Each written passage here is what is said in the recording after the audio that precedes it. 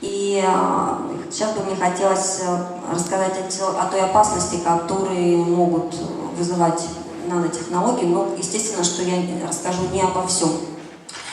Premier danger, on a pensé que les nanotechnologies allaient remettre en cause des frontières très anciennes, des frontières presque sacrées pour l'humanité. В первую очередь, первая опасность, первый страх связан с тем, что развитие нанотехнологий нарушит границу, которая существует уже в течение многих веков, границу практически священную. Comme la frontière entre ce qui est naturel et ce qui est artificiel. То есть границу между естественным и искусственным. Ou encore la frontière entre ce qui est vivant et ce qui ne l'est pas, ce qui est inanimé. Или границу между живым и неживым. En effet, les nanotechnologies travaillent sur des éléments constitutifs du vivant, comme par exemple sur les brins d'ADN.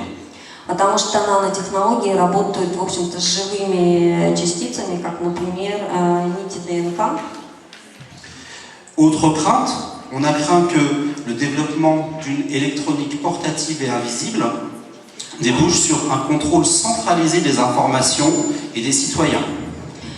Следующий страх связан с тем, что развитие портативной и практически невидимой электроники приведет к централизованному контролю. À la fin de 2009, la Commission française pour l'informatique et les libertés В конце 2009 года французская национальная комиссия по информатике и свободам a elle-même parlé de clonage mental. говорила о так называемом ментальном клонировании. Pour parler de cette peur que chaque personne soit en permanence épiée par son voisin, par le gouvernement ou par n'importe quel pouvoir. Потому что каждый человек может бояться, что его будет контролировать правительство, сосед или еще кто-то. Troisièmement, autre peur qu'on a pu remarquer, la crainte de l'invasion ou de la colonisation du corps humain par la machine. Следующий страх связан с тем, что человеческое тело может быть завоевано или колонизировано машинами. À travers les nanorobots et les interfaces entre le cerveau et l'ordinateur, entre autres. То есть это могут быть или нанороботы, или интерфейсы мозг-машина. Dernièrement, je mentionnerai aussi la crainte que le monde se développe à 2 vitesses et peut-être à 2 degrés d'humanité, les plus riches bénéficiant des avancées des nanotechnologies, tandis que les plus pauvres en seraient exclus. И следующий страх связан с тем, что мир будет развиваться по 2 направлениям. Потому что богатые будут иметь доступ к этим дорогим технологиям, тогда как те, у кого нет денег, будут исключены из этого общества. Alors, mon propos n'est pas de vous dire qui a raison entre les prophètes technologiques et ceux qui, au contraire, ont peur des nanotechnologies.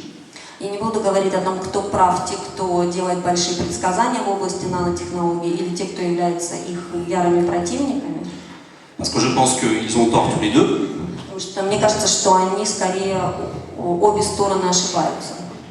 Mais mon propos est plutôt d'essayer de comprendre comment des technologies nouvelles, qui sont un produit de la science, peuvent susciter une imagination et des passions aussi fortes. Но моя цель – это скорее говорить о том, как новые технологии могут развивать воображение в обществе. Parce que ce qui frappe en effet, dans toutes ces craintes et dans tous ces espoirs, c'est le caractère très futuriste de ces visions. Потому что все, что поражает в этих страхах, в этих предсказаниях и надеждах, это такой футуристический характер. Qui est très loin de la réalité de la science, et même de celle de l'innovation technologique. И поскольку все эти предсказания и этот футуризм, он очень далек от самой науки и от нанотехнологий в частности. Comment est-ce que la science peut susciter une imagination aussi débridée? Каким образом наука может так развивать воображение?